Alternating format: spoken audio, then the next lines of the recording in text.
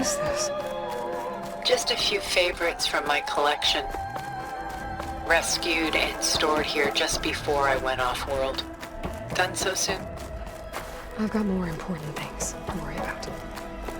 We both do. There is much we are trying to save. Not the least of which is in that vault, by Willem van de Velde. There's nothing wrong with savoring such treasures for a moment. Maritime paintings. A ship crossing into the unknown. I guess you're familiar with that. Indeed, which is why I appreciate this composition in particular. Though waves and wind threaten to destroy the ship, it perseveres, clinging to the light even as darkness closes in all around it. My favorite pairing on the left is Woman Reading a Letter by Vermeer, a true master. And on the right is a forgery, Woman Reading Music, which fooled experts into believing it was a priceless original. Early in my career, I became fascinated with such deceptions.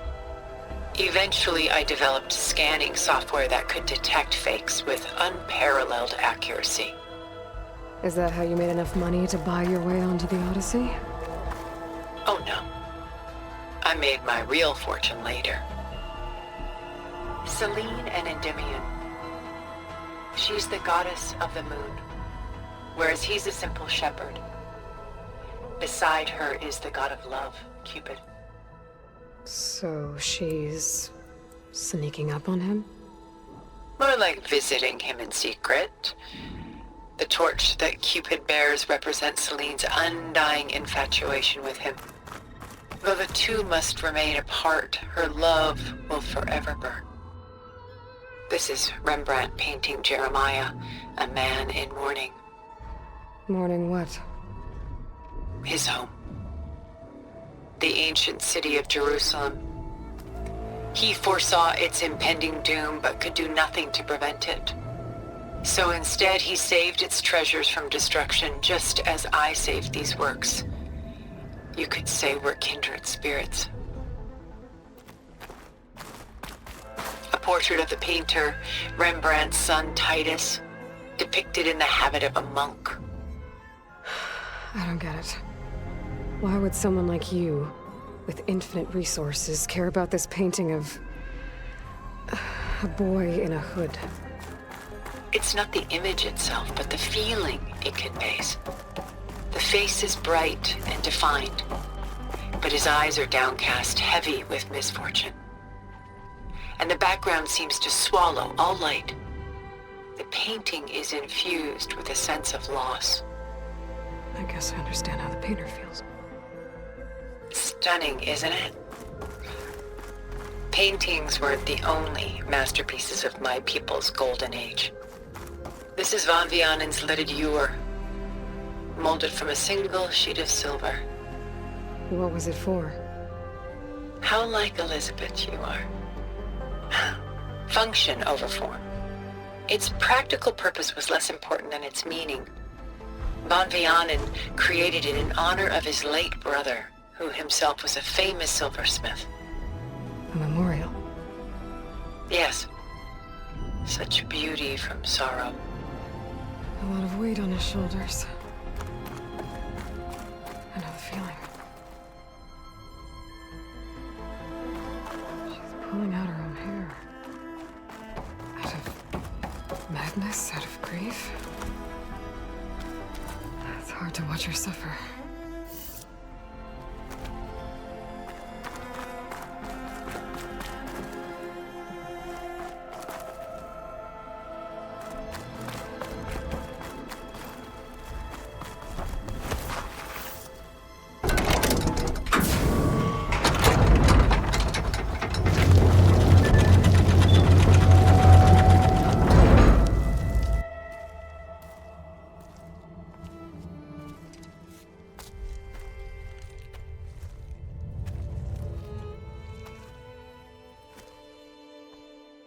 There you are.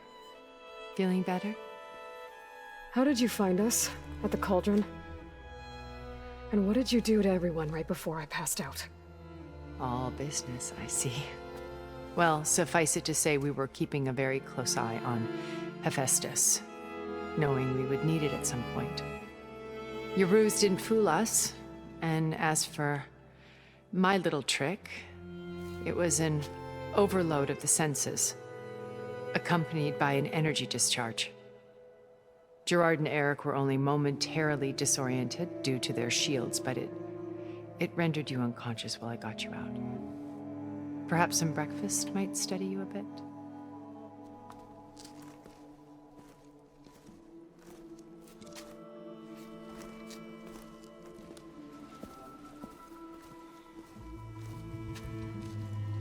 This was your house.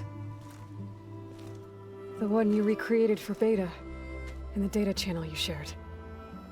How perceptive of you. Please, this way. After everything your people have done, you think I'm just gonna sit down and have a chat with you? They're not my people. They never were, and especially not now. You shot off into space with them, and lived with them for 1,000 years before coming back. So what made you suddenly turn on them? Quite simply, this. My old focus. You repaired it? But that means you've seen Incredible things. What you've accomplished in 2 decades of life.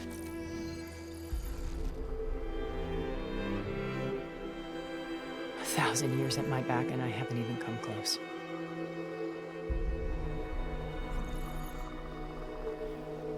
I'm sorry if I invaded your privacy, but I had to. In order to understand. To be enlightened. You truly are Elizabeth's blood. With her drive, her sense of mission, her integrity. Watching all this shamed me for the company that I've kept. Having seen it, all I want is to help you. even if it means stopping your friends? Especially so. Please, sit down.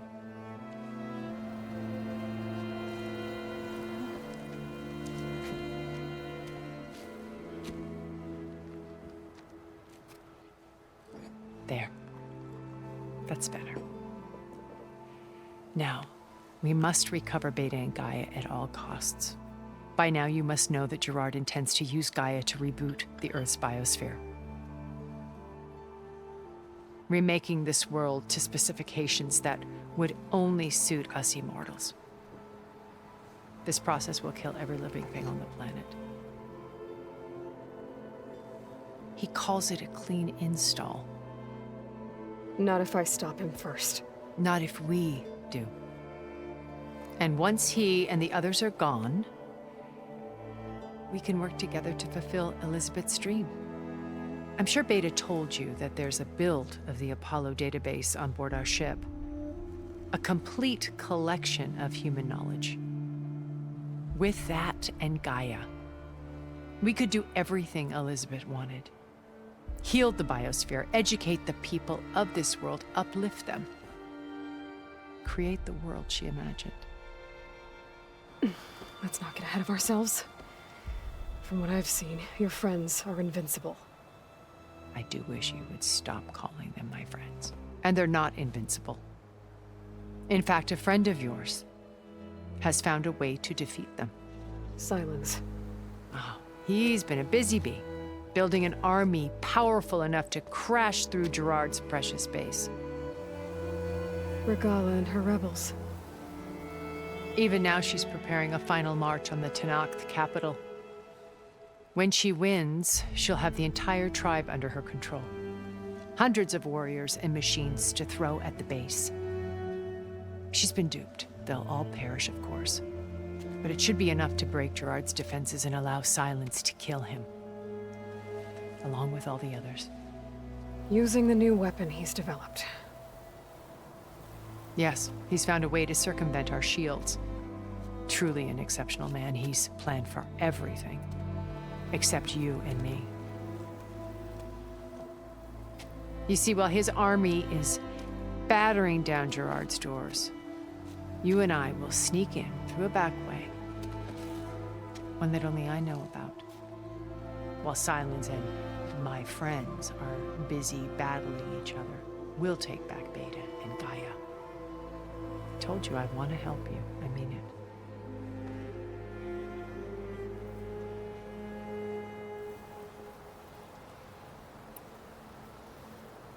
My old focus. How did you find it, let alone repair it?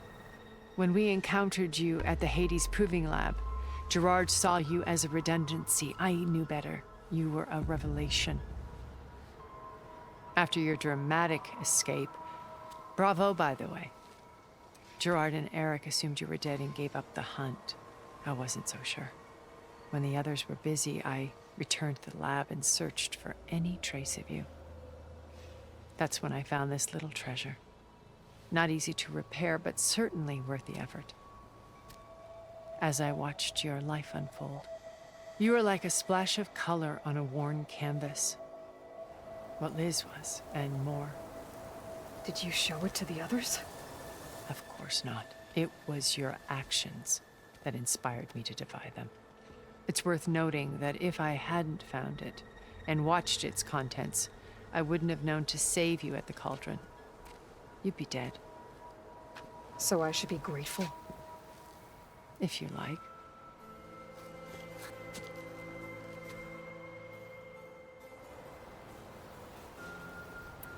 So you know all about me. What about you? What would you like to know? Well, start with your life on Earth. When I was 8, terrorists flooded my home city.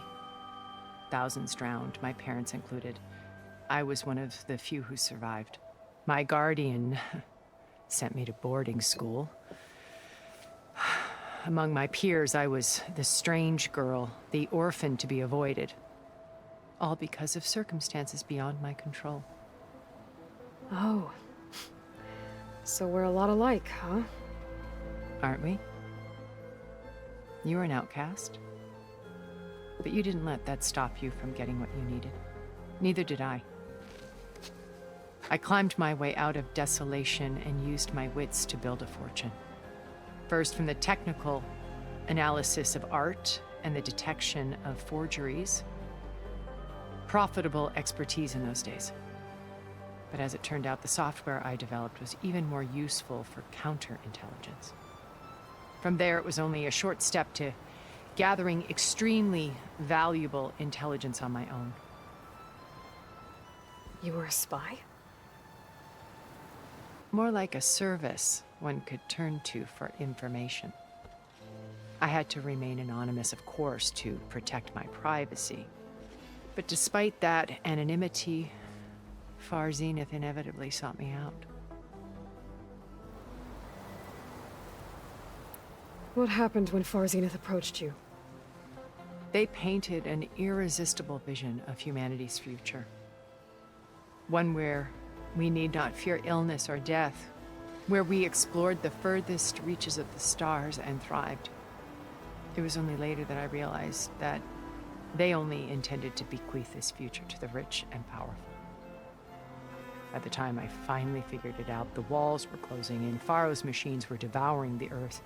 So I accepted Far Zenith's invitation to a berth on the Odyssey. I wanted Liz to come, but she had nobler plans, as you well know.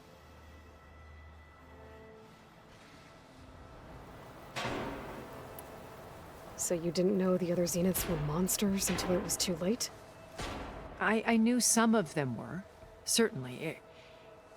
It wasn't until we were off-planet that I understood the true scope of their greed. I was grateful to simply be alive, but the others became obsessed with a kind of effortless immortality. They built a colony where machines serviced their every need, where any memory or fantasy could be endlessly savored in virtual reality. It wasn't life. It was stultifying, a pampered dream state. As the decades passed, I withdrew more and more, alone yet again, but this time with eons to consider my mistakes.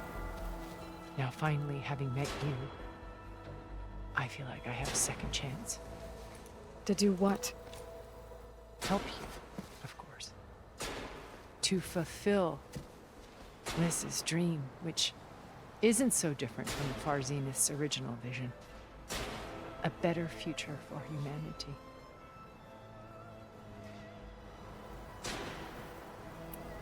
You said Beta is not in urgent danger, so what are the Zeniths doing to her? Putting her to work. Merging Hephaestus with Gaia. A difficult, time-consuming task, as I'm sure you know. They will compel her if need be, but her life is not in danger. She's the only one who can do it. Because you people made her to be nothing but a tool. Gerard's idea, not mine. They always viewed me with suspicion when I attempted any form of kindness towards her. That's why I created the data channel. A virtual place where we could speak in peace.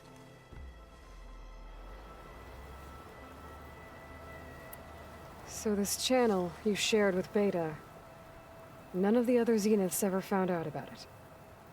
Gerard believes he's the most cunning of all of us. Even after 1,000 years, he still can't imagine that I would outwit him. The channel allowed me to interact with Beta away from their mistrustful eyes. It offered us a chance to be ourselves. Until you cut off all contact. Yes, though it pained me.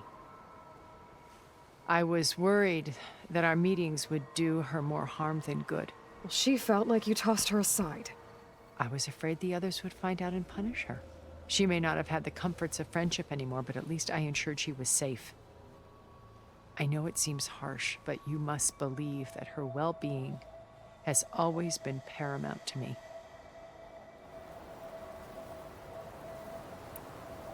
Why did you make the data channel look like this place?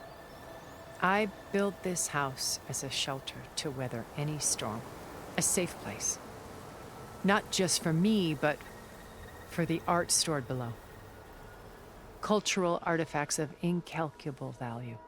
Truly some of the greatest achievements of human civilization. And you wanted Beta to see them? Yes. Her upbringing was so cold and technical. I thought if she could experience Vermeer and Rembrandt, it would bring something else into her life. A heritage every bit as valuable as the scientific and technical data being drummed into her. I'm sorry I had to cut off contact, but I'll never regret sharing this house with her. She needed its shelter even more than I did. Beta told me your colony was destroyed. That you came back to Earth because you had nowhere else to go. It's true. After we reached our destination, a planet in the Sirius star system, we spent decades building a new home. The physical constraints of Earth, the boundaries of mortality, gone. To think of what we could have done with it. It might have been a utopia. Instead, we stagnated, absorbed in effortless comforts and virtual realities. It took a cataclysm to finally yank us out of our stupor. What happened? A massive geological event. We knew of instabilities in the planet core, but we underestimated them. By the time the collapse was upon us, it was too late to stop it. Only a few of us made it to the ship in time. We set course for Earth, the only safe harbor left to us. Which you decided to make unsafe for anyone else. Not me. Gerard. He believes it's better to wipe the canvas clean than work around the smudges. No more primitive tribes, no more combat machines, only a blank slate to do with as he pleases. But we will stop him. All we have to do is get into that base. What exactly is your plan to sneak into the Zenith base? We will make use of a lesson I learned from an early age. Always know your exits. In this case, a place where Gerard's new construction meets the ancient foundation, a passage that only I can access. When Silence flings his army at the base, we will enter through this back door, bypassing most of the fighting. The distraction will provide us with a window in which to rescue Beta and Gaia. Once we're inside the base, where will we find Beta and Gaia? Here in the command center. By then, Gaia will have been reunited with all of its subordinate functions, including Hephaestus. What about the alpha build of Apollo on your ship? A simple matter of recovery once the others have been dealt with. With that in hand, we'll have everything we need to make this world as it should be. How do you know about Silence's plan? He isn't the only one adept at spyware. You hacked his focus? No, he's too careful for that. But his subordinates? Not so much. He gave additional focuses to the tribals he branded the Sons of Prometheus. The ones working with Regala. By tapping their focuses, I learned about most of his dealings. The distribution of override technology, the arming of Tanakh rebels, and the secret pact with Regala to attack Gerard's base. But how did he come up with a weapon that can take down your shields? That's the one thing I haven't been able to figure out, but however he did it, I'm quite certain it will work. With it and the Tanakh army, victory seems to be within his grasp. Such a shame he'll be disappointed.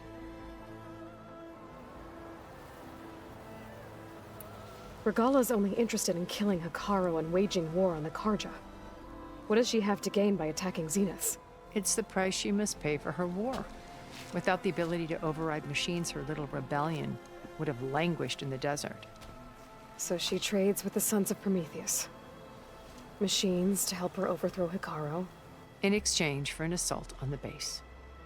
Pride has deluded her into thinking she can actually survive such a battle.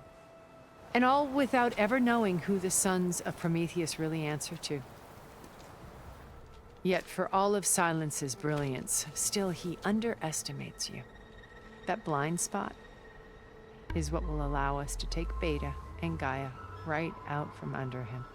While hundreds of Tanakh are cut down outside.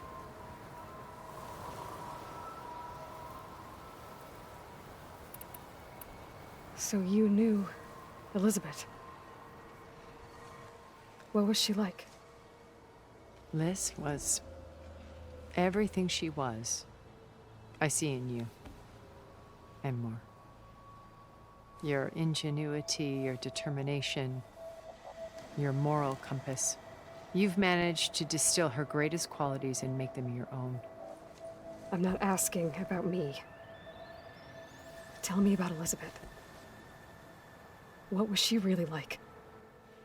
The honest answer is that I don't actually know. For all the time that I spent with her, she always kept a part of herself locked away. It was like that from the moment we met. So when you met Elizabeth, she was what? Distant? Aloof?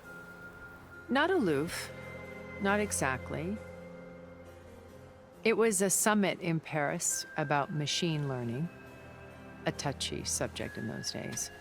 Because regulatory authorities were just starting to clamp down on AIs. Liz gave the keynote address. She had already achieved great renown for her work in automated environmental reclamation. But in her address, she was just starting to imagine the next step. An AI-driven system that wouldn't just act on its programming, but actually take responsibility for its sphere of influence. To care about life. Not just follow orders. Revolutionary stuff. I was fascinated. And I wanted to meet her for a long time. I watched her after her talk. She had spoken with such moral authority, such empathy. But after that, she retreated. I could tell she felt uncomfortable with all of her admirers. It was as if giving the talk had cost her something. I didn't want to be a pest, so I planned my approach carefully. So how did you finally approach Elizabeth after her talk? I picked the right moment. The morning of the next day, right as she came back to the conference, she had just had her coffee. She was fresh, rested. It was like she had braced herself for the onslaught of colleagues. I asked if I could walk with her, then put forth a question about her talk that I thought was intelligent. Her answer made me realize it wasn't, but she was very welcoming, almost as if we were previously acquainted. It was only halfway through the conversation that I realized she knew exactly who I was. It was quite a shock to me.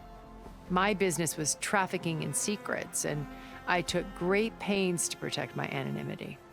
So that was Liz, perpetually one step ahead. I came to view our meeting as a metaphor for our friendship. She always seemed to know me far better than I knew her. I guess I know the feeling.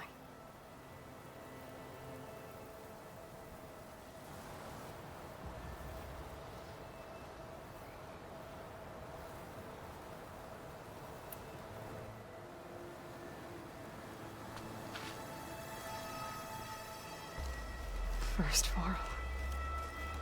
Now Hikaru and the Tenakth. Your plan would wipe out an entire tribe. There has to be another way. We are in an admittedly desperate situation, but I assure you there isn't. Remember Zero Dawn. Elizabeth's sacrifice. Sometimes many have to die for a new world to grow. If it looks impossible, look deeper. Wait. The data channel. It still exists, doesn't it? I need you to open it. Let me talk to Beta. Impossible. We might be detected. It's worth the risk. There is another way, one where the Tenakth survive. But we won't. If the others... If you want to help, open it.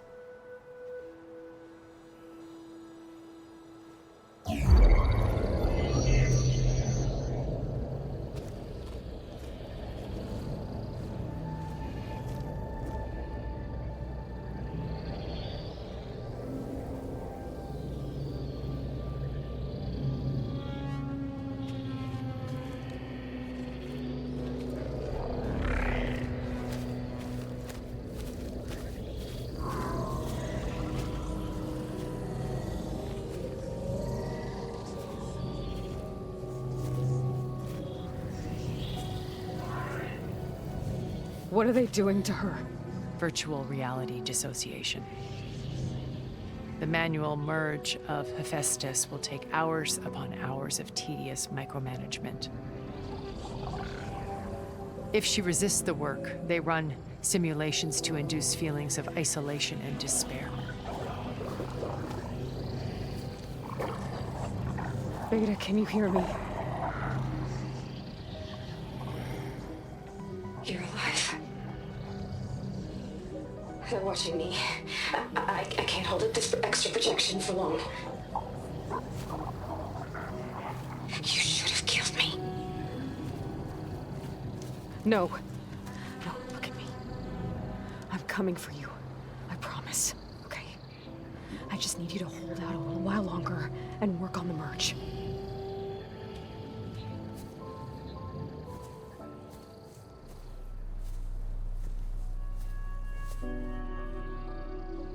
Then I think it can be done. I'll contact again when it's time. Can you hold on? As long as I know you're coming for me, I can endure anything.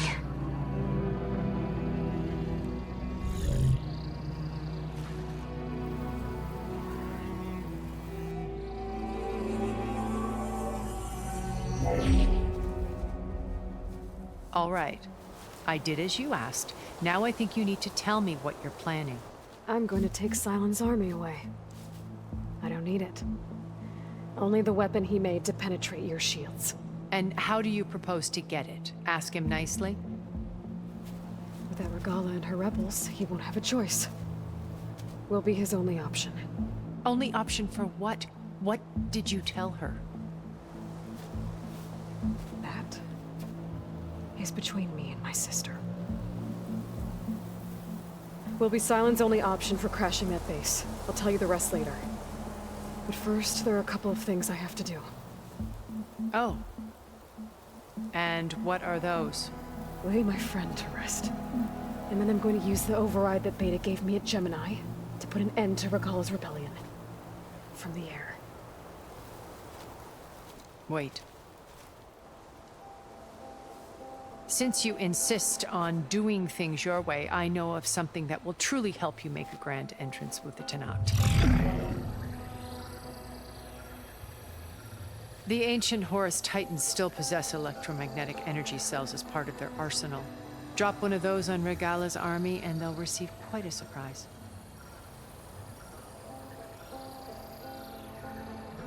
So go, do what you must. I'll come to your base if you manage to bring Sylens to the table. Not if. When.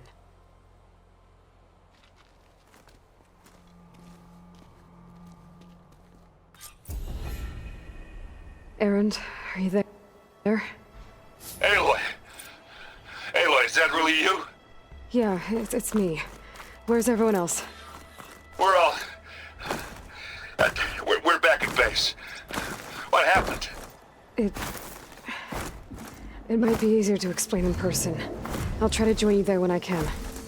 Okay. We'll wait here for you. It's good to hear your voice, Aloy.